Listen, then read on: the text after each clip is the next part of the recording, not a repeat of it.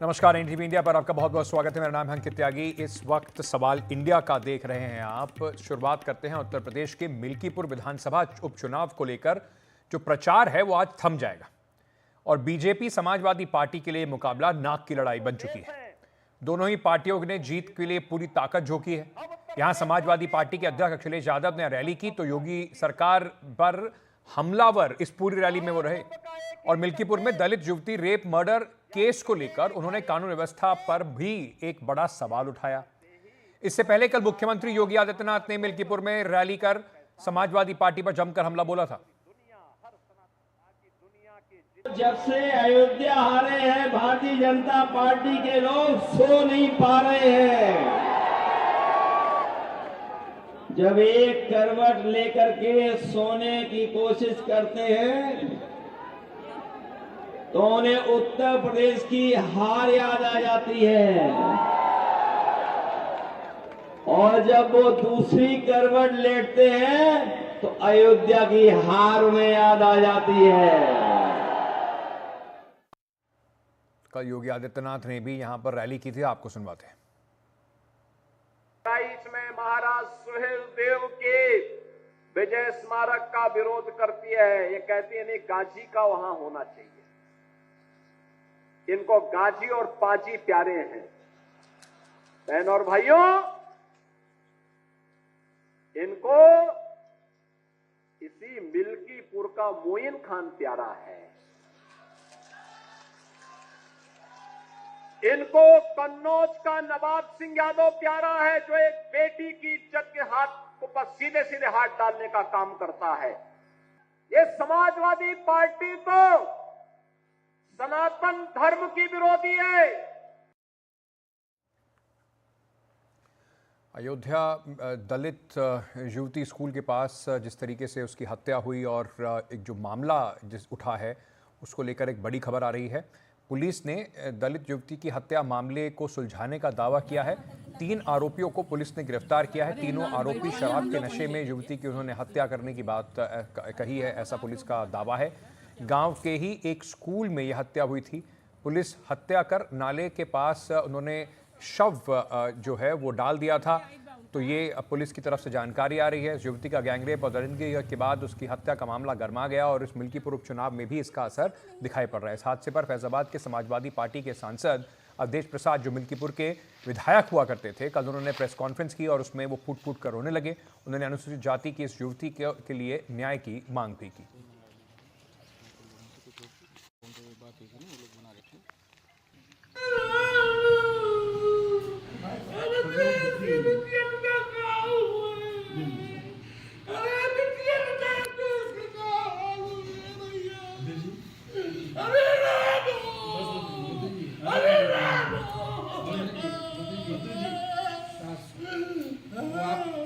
आप उसकी लड़ाई लड़िए, लड़ाई लड़ी जाएगी, सब लोग साथ लड़ाई को आप लड़ेंगे, उसको न्याय उसके परिवार मिलाएगा। हमें जाने दो दिल्ली लोकसभा में जाने दो। मोदी के सामने हम बात रखेंगे। न्याय न मिला तो हम इस्तीफा दे देंगे, लोकसभा से हम इस्तीफा दे देंगे। और याद करना, अयोध्या में भी कल एक बेटी के साथ घटना घटित हुई है। जहां जब निचले स्तर पर जाएगी, जो नौटंकी आज इनका सांसद कर रहा है, याद करना उसमें भी कोई ना कोई समाजवादी पार्टी का दरिंदा शामिल जरूर होगा। बहनों और भाइयों, मैं आपको इस बात के लिए आश्वस्त करने के लिए आया हूं। हर बेटी को सम्मान देना और उसकी सुरक्षा करना, हर महापुरुष का सम्मान करना। जिस हालत में उस बेटी के साथ जो हुआ कोई देख नहीं सकता, वो तस्वीरें उसके बारे में जानकारी नहीं कर सकता है। स्वाभाविक है, एक पिता, एक भावुक व्यक्ति जिसका इतना लंबा सफर राजनीति कर रहा हो, अगर परिवार के लोगों का दुख समझ करके अगर उन्हें रोना आ गया, दुख हो गया उन्हें, तो सोचो हमारे वस्त्र पहनने वाले लोगों ने क्या कहा। वो कहते हैं कि हम लोग ढोंग कर रहे हैं। और ये ऐसे सरकार के मुख्यमंत्री हर चीज छिपा लेते हैं। ये छिपाना जानते हैं, लेकिन कोई काम करना नहीं जानते हैं। इसी चलते हैं हमारे वरिष्ठ सहयोगी पंकज जी इस वक्त हमारे साथ जुड़ रहे हैं। पंकज जी, सबसे पहले तो यही समझना चाहेंगे, क्योंकि बड़े सारे सवाल इस बात पर भी उठे थे कि इसका जो विधानसभा उपचुनाव जो है वो मिल्कीपुर का अलग क्यों कराया जा रहा है, और अब 5 बजे प्रचार थम जाएगा। कहां पर आपको इस चुनावी बिसात इस वक्त बैठी हुई दिखाई पड़ रही है? देखिए, बहुत महत्वपूर्ण चुनाव है और खुद अब से कुछ देर पहले अखिलेश यादव ने और कल सीएम योगी आदित्यनाथ ने जब दोनों चुनाव प्रचार करने पहुंचे थे मिल्कीपुर, तो दोनों ने कहा कि चुनाव आम उपचुनाव नहीं है, ये चुनाव ऐसा है जो कि देश का चुनाव है और यहाँ से बहुत बड़ा संदेश जाएगा। उसके पीछे की वजह ये है कि एक तो ये अयोध्या वाली एक सीट है, यानी फैजाबाद लोकसभा की सीट है, ये मतलब विधानसभा पड़ता है। और आप जानते हैं फैजाबाद लोकसभा की सीट पिछली बार समाजवादी पार्टी ने जीत ली थी। उसने एक बहुत बड़ा प्रयोग किया था, उसने एक जनरल सीट से एक दलित नेता यानी अवधेश प्रसाद, जिनके आंसू का जिक्र हो रहा था, उनको टिकट दिया और जनरल सीट से समाजवादी पार्टी ने अपने एक एससी समाज के, दलित समाज के नेता को चुनाव जिता लिया। जबकि पिछले ही साल 22 जनवरी को राम मंदिर की प्राण प्रतिष्ठा हुई थी और एक बड़ा ये लग रहा था कि हिंदुत्व का कार्ड चलेगा, लेकिन चल गया उस चुनाव में अखिलेश यादव का पीडीए। अब उस नैरेटिव को सीएम योगी आदित्यनाथ हर हाल में बदलना चाहते हैं और ये वो सुरक्षित सीट है जहां से 2 साल बाद होने वाले यूपी के विधानसभा चुनाव में एक बड़ा संदेश जाएगा कि यूपी का जो 20-21% दलित समाज है, जो जिस तरीके से बीएसपी कमजोर हो रही है, ऐसा लगता है कि किधर जाएगा, तो एक बड़ा मैसेज जाएगा कि ये किस पार्टी के साथ है। जो इस चुनाव में जीतेगा वो इसको कैपिटलाइज करने की कोशिश करेगा और इसीलिए बिल्कुल पिक्चर की तरह कभी आंसू की एंट्री होती है, कभी कपड़े की योगी आदित्यनाथ की एंट्री होती है, कभी अखिलेश यादव के दर्द वाली एंट्री होती है। पूरा चुनाव बहुत हाई वोल्टेज रहा। ये जबरदस्त हाई वोल्टेज चुनाव है और इसका, जैसे पंकज जी बता रहे हैं, इसका जो रिजल्ट का जो प्रभाव है वो सिर्फ उत्तर प्रदेश पर ही नहीं, एक देश में भी बड़े संकेत के तौर पर कम से कम भुनाने की कोशिश की जाएगी। बहुत बहुत शुक्रिया हमारे साथ जुड़ने के लिए। आगे बढ़ते हैं और एक इस पर बात करते हैं राष्ट्रपति के अभिभाषण की, जहां पर चर्चा के दौरान राहुल गांधी के बयान को लेकर हंगामा हो गया। उन्होंने अपने भाषण में कहा कि देश के विदेश मंत्री एस जयशंकर अमेरिका जाते हैं और वहां आग्रह करते हैं कि हमारे प्रधानमंत्री को बुला लिया जाए।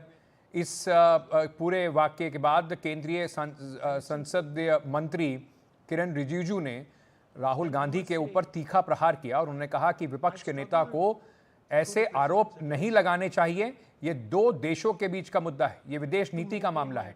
इसके बाद राहुल गांधी ने माफी भी मांगी। I had heard our foreign policy would take into account this revolution. When we talk to the United States, we would not send our foreign minister to invite our prime minister to his coronation. We would not send him 3 or 4 times, please invite our prime minister. Because if we had a production system and if we were working on these technologies, the American president would come here and invite the prime minister. Leader of opposition cannot make such serious, unsubstantiated statements. This is related to the relation between 2 countries, and he is making a unverified statement about invitation of the Prime Minister of our country. Is matter of our dignity. How can you make such kind of statement? He is leader of opposition, sir. He should be responsible in making such statement. I'm sorry that disturbed you, that question. I apologize for disturbing your peace of mind. It's okay. I've apologized. I've apologized for disturbing your peace of mind. I'm sorry.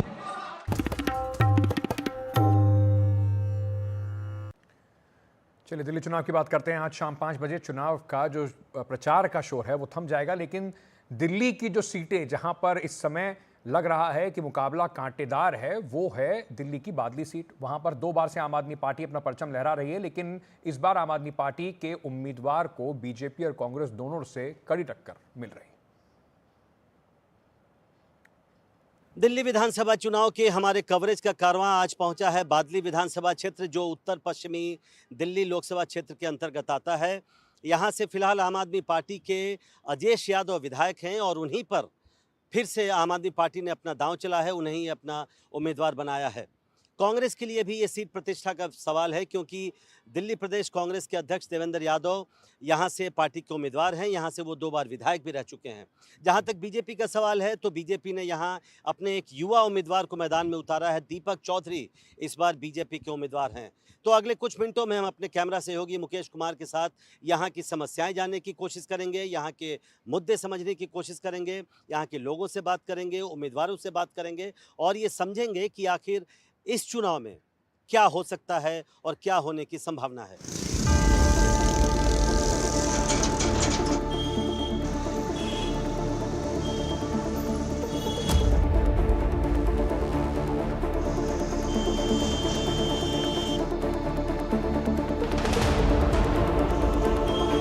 कहा जाता है कि दिल्ली 6 बार उजड़ी और बादली 9 बार। ऐसा इसलिए क्योंकि पंजाब से पानीपत होकर दिल्ली आने वाले आक्रमणकारियों का पहला मुकाबला इसी गांव के लोगों से होता था और यहाँ के लोगों को इसका दंश झेलना पड़ता था। आज हालात बदल चुके हैं। उत्तर पश्चिमी दिल्ली लोकसभा क्षेत्र में आने वाली इस विधानसभा सीट का एक बड़ा हिस्सा अब औद्योगिक क्षेत्र में तब्दील हो चुका है। पिछले दोनों चुनावों में अरविंद केजरीवाल की आंधी थी और पार्टी को इसका फायदा इस सीट पर भी मिला। 2015 और 2020 के चुनाव में आम आदमी पार्टी के अजेश यादव विजयी हुए। 2020 के चुनाव में यादव ने बीजेपी उम्मीदवार को करीब 30,000 वोटों से शिकस्त दी थी। अजेश यादव को पार्टी ने एक बार फिर टिकट दिया है। उनका दावा है कि 2 बार विधायक रहने के बावजूद लोगों का उनके खिलाफ सत्ता विरोधी नहीं बल्कि पक्ष में रुझान है। 2 बार से जब मैं विधायक बना हूँ तो हमारे क्षेत्र में एक ही बात है कि इतने साल से लोग यहाँ 70 साल से 60 साल से राजनीति हो रही थी। हमारे पूरे क्षेत्र को उन्होंने नरक बना रखा था। आज हमारे पूरे क्षेत्र में आप जाएंगे तो लोग एक ही चीज़ कह रहे हैं, जिसने काम किया है उसके साथ है। और मुझे तो ये भी कह रहे हैं कि आप वोट मांगने मत आओ, वोट आपकी है। मेरी यहाँ किसी से कोई चुनौती नहीं है। कांग्रेस का तो यहाँ कोई नाम ही नहीं लेता। बस वो जो है अपना पैसे पूसे खर्च करेंगे और लोगों को मतलब पैसे बांटना, ये करना। बीजेपी ने इस बार अपना उम्मीदवार बदल दिया है। पार्टी ने युवा नेता और दिल्ली विश्वविद्यालय छात्र संघ का चुनाव जीत चुके दीपक चौधरी को मैदान में उतारा है। चौधरी घर घर जाकर लोगों से समर्थन मांग रहे हैं। आज जनता ने ये देखा है किस तरीके से पूरी दिल्ली बेहाल है। दिल्ली में रोड की क्या व्यवस्था है। आज बहादुरगढ़ रोड देखिए हम, आज तमाम बुराड़ी रोड देखिए हम, हमारे जो यहाँ पे बुराड़ी रोड है वो देखिए हम। अब तमाम रोड देखिए, सीवर जो है भरे हुए हैं। कूड़े का पहाड़ जो हमारा कहता है कि मेरे को एमसीडी में दे दो, वो ना कूड़े का पहाड़ खत्म कर पाए हैं।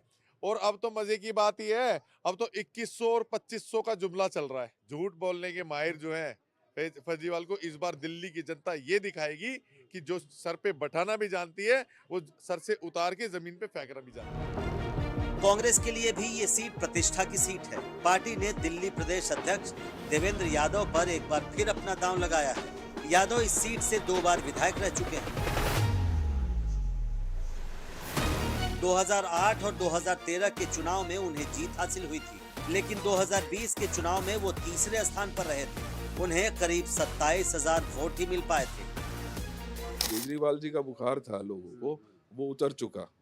केजरीवाल जी के भी जो फर्जी मामले सामने आए हैं और जिस तरीके से भ्रष्टाचार सामने आया है, जिस तरीके से उनका जो जीवन दोहरा है, सार्वजनिक जीवन में वो लंबी शर्ट और टूटी हुई चप्पल पहनकर निकलना और अपने निजी जीवन में शीश महल जैसा घर बनाने का वो रखना, वो निश्चित ही इनके चरित्र को भी दर्शाता है। लोग अब समझ चुके हैं और मुझे कहीं पूरी उम्मीद है कि दिल्ली में इस बार बड़ा राजनीतिक बदलाव होगा। इस सीट का एक दिलचस्प पहलू ये भी है कि यहाँ जाति के ही उम्मीदवार जीतने आए हैं। 2000 बदल गया। आज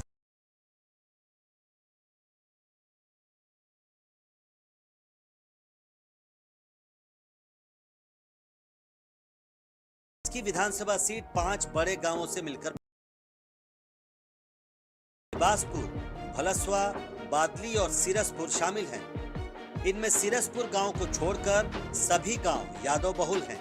सिरसपुर में जाट समुदाय की ज्यादा आबादी है। इस बार भी तीनों प्रमुख पार्टियों के उम्मीदवार यादव ही हैं।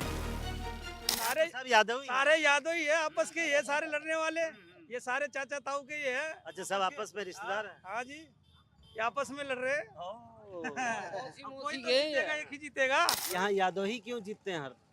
ये यादव कई गांव, समयपुर, बादली, लिवासपुर, ये कई गांव यादव वगैरह रहते हैं। एनडीटीवी की टीम ने जब स्थानीय लोगों और मतदाताओं से बात की तो उन्होंने नालियों की सफाई नहीं होना, टूटी सड़कें, पीने के पानी की समस्या और प्रदूषण को सबसे बड़ा मुद्दा बताया। महिलाओं के खाते में पैसा भेजने के आम आदमी पार्टी और कांग्रेस के वादों को लेकर लोग असमंजस में दिखे। सब झूठे हैं जी, 10 साल से आप भी देखते आ रहे हैं क्या सच है क्या नहीं है। आज तक तो कुछ काम किया नहीं है। जब इनको तनख्वाह देंगी, वोट के टाइम पर इनको याद आ गई है सभी पुजारियों की, आज तक तो कभी कुछ ऐसा हुआ। बहुत सारी स्कीम चला रहे हैं, वो कह रहे हैं महिलाओं को पैसा देंगे, उस पर आपको यकीन है? ये तो जी जब मतलब लोगों को मिल जाए या और लेडीज को मिल जाए तो तभी पता चलेगा जी। सबसे बड़ी समस्या गंदगी है, कोई काम ही नहीं हो। ये देखिए गड्ढा है, यहाँ पे रोडों पे गड्ढा खुदा हुआ है, कब क्या हो जाए कुछ पता नहीं है। काम यहाँ कुछ नहीं हो रहा है। यहाँ पे जो काम करवाएगा उसी को वोट दी जाएगी, लेकिन अभी तक पिछले 5 सालों में इस एरिया में कोई भी काम नहीं हुआ है। कूड़े का जो ढेर बड़ा पड़ा हुआ है, केजरीवाल जी बोले थे कि हम आएंगे तो 5 साल में हटा देंगे। जाके देखिए कैसा है माहौल है। पार्टियां तो देखिए अभी रेवड़ी बांट रहे हैं। अच्छा, एक ही पार्टी जो रेवड़ी नहीं बांट रही है, उम्मीद तो वहीं जा रही है।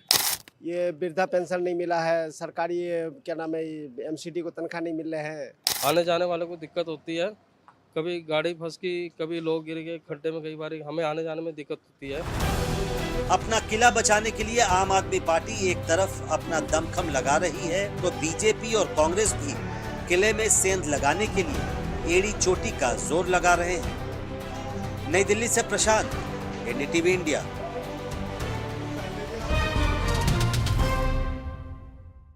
दिल्ली के उत्तर पश्चिम जिले की रिठाला सीट की अगर बात करें तो इस बार यहां पे भी मुकाबला दिलचस्प है। आम आदमी पार्टी ने अपने मौजूदा विधायक को फिर से मैदान में उतारा है तो बीजेपी और कांग्रेस ने अपने उम्मीदवार बदलकर लड़ाई को दिलचस्प बना दिया है।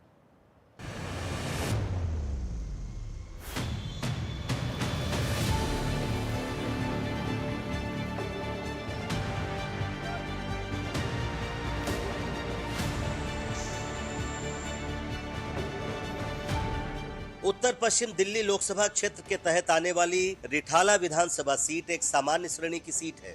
इस सीट पर चुनाव की रफ्तार धीमी गति से बढ़ रही थी, लेकिन अचानक कांग्रेस नेता राहुल गांधी ने उसमें गर्मी ला दी। मकर संक्रांति के दिन यानी 14 जनवरी को राहुल गांधी रिठाला विधानसभा क्षेत्र पहुंचे और यहां रह रहे पूर्वांचल के लोगों के साथ पहले दही चूड़े का आनंद लिया और फिर इस सीट से गुजरने वाले नजफगढ़ नाले को देखने पहुंच गए। एनडीटीवी की टीम जब इस विधानसभा में पहुंची तो तीनों प्रमुख पार्टियां यानी आप, बीजेपी और कांग्रेस के उम्मीदवार अपने अपने अभियान में लगे हुए थे। कांग्रेस पार्टी के संयुक्त सचिव सुशांत मिश्रा को पार्टी ने अपना उम्मीदवार बनाया है। पहली बार चुनाव लड़ रहे मिश्रा ने दावा किया कि इस बार लोग बदलाव का मन बना रहे हैं। ठीक है, और यहाँ पर सुविधाओं के नाम पर एक भी चीज नहीं है, ना सोच है। एक आम आदमी पार्टी के विधायक जो अभी पिछले 10 साल से हैं, उससे पहले जो विधायक प्रत्याशी हैं वो भी 10 साल रहे हैं, लेकिन एक भी नई चीज की सोच नहीं है। सिर्फ झूठ बोलना है। ठेकेदारी प्रथा चला रखी है कि माल पकड़ाओ, दारू दो, ये करो। दारू तो फ्री देने वाला एक के साथ तो मैसेज ही है, दूसरे का साथ मैसेज है कि वो देंगे, दारू देंगे, पैसा देंगे, वोट खरीदेंगे, उसके बाद एक भी एमएलए फंड से कार्य नहीं कराएंगे। दिल्ली के कई दूसरे गांवों की तरह ही रिठाला गांव का भी अपना एक इतिहास है। इसे 1384 ईस्वी में राणा राजपाल सिंह ने तब बसाया था जब दिल्ली सल्तनत पर तुगलक वंश के राजा फिरोज शाह तुगलक का शासन था। तब से ये गांव बढ़ते बढ़ते अब इतने बड़े इलाके में तब्दील हो चुका है। अब ये एक विधानसभा क्षेत्र है जिसे 2008 में परिसीमन के बाद बनाया गया था। ये नॉर्थ वेस्ट दिल्ली यानी उत्तर पश्चिमी दिल्ली लोकसभा क्षेत्र का हिस्सा है। दिल्ली की ज्यादातर विधानसभा सीटों की तरह रिठाला सीट से भी पिछले 2 चुनावों में आम आदमी पार्टी की ही जीत हुई है। 2015 और 2020 में इस सीट से आम आदमी पार्टी के मोहिंदर गोयल जीते। 2020 में उन्होंने बीजेपी के मनीष चौधरी को 14,000 वोटों से हराया। मोहिंदर गोयल से कुछ दिनों पहले दिल्ली पुलिस ने पूछताछ की थी। कुछ बांग्लादेशियों के फर्जी दस्तावेज बनाए जाने के मामले में उनसे पूछताछ हुई थी। हालांकि गोयल का कहना है कि जनता फिर उन्हीं को अपना आशीर्वाद देगी। यहाँ की जनता करवाने जा रही है, काम को इनाम देने जा रही है और काम भी पूरी ईमानदारी के साथ में किया है। इससे और ज़्यादा लोग उत्साहित हैं, क्योंकि यहाँ पर चाहे हमने स्कूलों के बारे में काम किया है या हॉस्पिटल के बारे में या मोहल्ला क्लिनिक या गलियों का, सड़कों का, सीवरों का, सभी के सभी हमने काम किए हैं। पानी भी माफ़ किया, उसके बाद बिजली भी माफ़ की, बिजली पे सब्सिडी भी दी, उसके बाद सभी दवाइयों को भी फ्री किया, महंगे से महंगे टेस्ट को भी फ्री किया, माताओं के लिए, बहनों के लिए, बेटियों के लिए, सभी की सभी बसों को भी फ्री किया। जो तो हमने वो मैनिफेस्टो में लिखा था ना, हमने तब भी किया। इस सीट पर पहले बीजेपी का कब्जा रहा था, लेकिन केजरीवाल के आगमन के बाद से ये उसके हाथ से फिसल गई।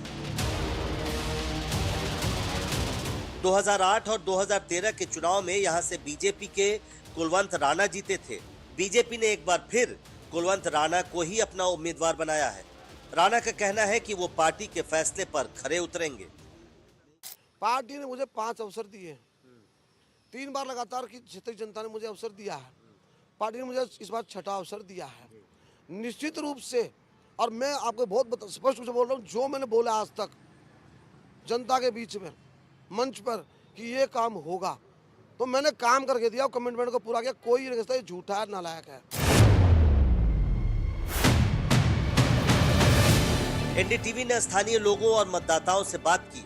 पीने के शुद्ध पानी की कमी और साफ सफाई का अभाव इस इलाके की सबसे बड़ी समस्या है। इसके अलावा कुछ इलाकों में टूटी सड़कें भी बड़ा मुद्दा है। कुछ महिलाएं मिली जो मजदूरी का काम करती हैं, लेकिन प्रदूषण के चलते काम रोके जाने पर काफी नाराज दिखी।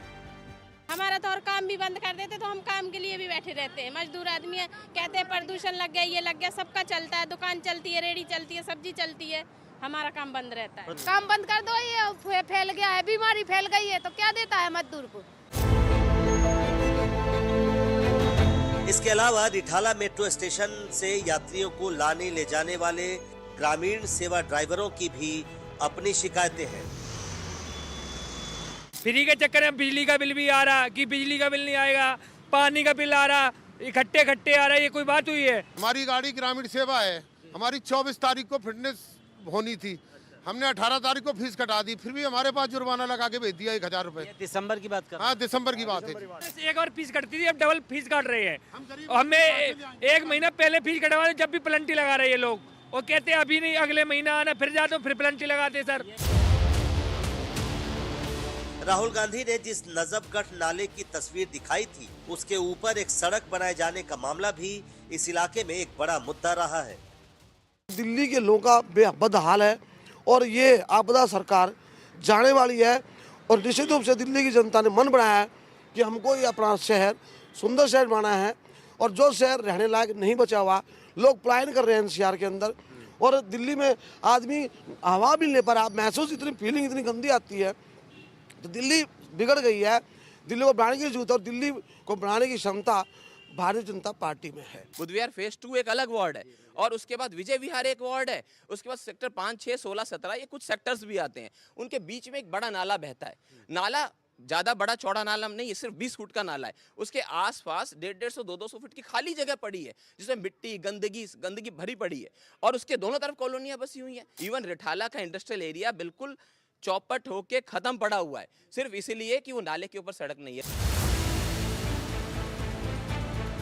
अन्य सीटों की तरह ही बीजेपी इस सीट पर भी फिर से कब्जा जमाने के लिए एड़ी चोटी का जोर लगा रही है।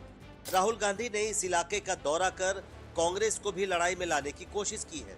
लिहाजा इस त्रिकोणीय हो चुके मुकाबले में आम आदमी पार्टी को अपना किला बचाने में मशक्कत करनी पड़ेगी। नई दिल्ली से प्रशांत, एनडीटीवी इंडिया।